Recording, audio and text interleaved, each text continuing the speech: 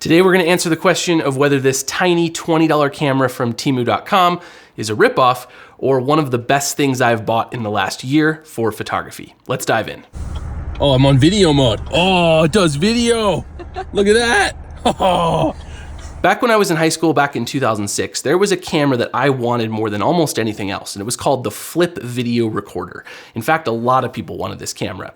It shot 640 by 480 video, it had a 2 gigabyte built-in storage, and it was awesome. It was called the Flip because out the side of it flipped a little USB port that you plugged right into your computer to dump your footage. And I'm happy to say that this little TEMU camera reminds me of that thing in so many ways. Let's talk a little bit about the stats of this camera.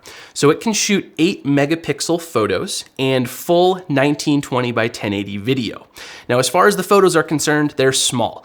The 8 megapixels is not a lot of resolution and it does only shoot JPEG. However, the file size is only about 1.5 megabytes, so you can actually fit like 20,000 pictures on one 32 gig card. It's pretty amazing. The best part about it is that the plastic lens, tiny sensor, weird image processing that this camera does really give it that cool nostalgic look that I think a lot of people are after in today's day and age. So let's go ahead and take a look at a few of the image examples that I've captured with this camera over the last day or so that I've owned it. All right, ready? 1, 2, 3. All right, close to 1, 2, 3.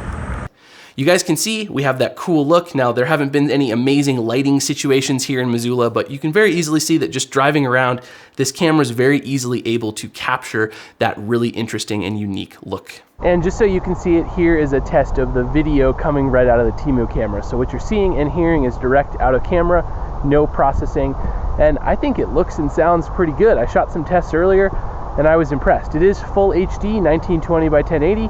I think it looks good, sounds okay. Kind of awesome. With all that out of the way, let's go ahead and take a look at how we actually set up and use this camera. Let's do a little bit of a walkthrough because there are some cool little hidden features that I found that I think you might find useful. To start off with, I'm going to go ahead and put in a memory card. I'm using a 32 gig card, but any sort of micro SD card should work perfectly. I will note that there is no way that I have found to format the memory card on the camera. So you're going to want to format this memory card on another camera or even on your computer before inserting it. A fresh brand new card should work fine right out of the box. Additionally, you're going to want to make sure the camera's charged. It charges with a micro USB cable, which they actually included with the camera. If you don't want to worry about a memory card, they do sell a version of this camera with 8 gigabytes of built-in storage. I believe it costs about $5 more, but then you would use the micro USB cable here to download your footage to your computer. And you can do that with the card as well. If you want to download direct from the card, you can plug your camera in or use a traditional memory card reader. To power the camera on and off, we're going to use this button up here at the top. I'm going to refer to this as the shutter button from now on. So if I push and hold the shutter button, the camera will power on. You can see it says welcome when we turn it on. And then if we want to turn it off, we just again hold that shutter button down for 2 seconds and it says bye-bye as it turns itself off.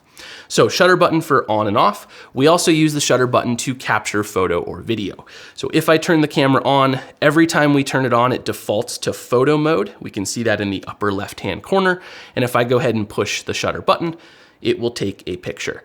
I also can see right now that I have 29,342 open pictures on this memory card. So again, those photos are small. You can shoot a lot on even a moderately sized memory card. To switch between shooting modes on the camera, we can use this rocker switch on the side. So over on the left side of the camera, there is an up and down rocker switch.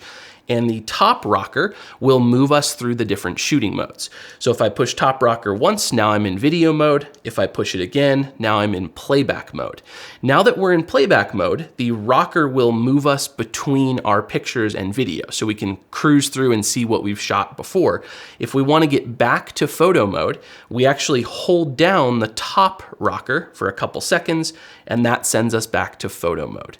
So the top rocker will move you through your modes. However, when you get to playback mode, it's going to just move you through your pictures and you need to push and hold it to get back to photo. Now in photo mode, we also can push the bottom rocker, and this switches us through our different built-in filters. So pretty cool, move through those really easily, see the different looks. I found that the traditional, just kind of standard filter looks really good. It still gives it that vintage look. However, the black and white filter is also pretty good. If we switch into video mode with the top rocker button, there's actually no option in here. Bottom rocker doesn't do anything. All we can do with video is either start, the recording or stop.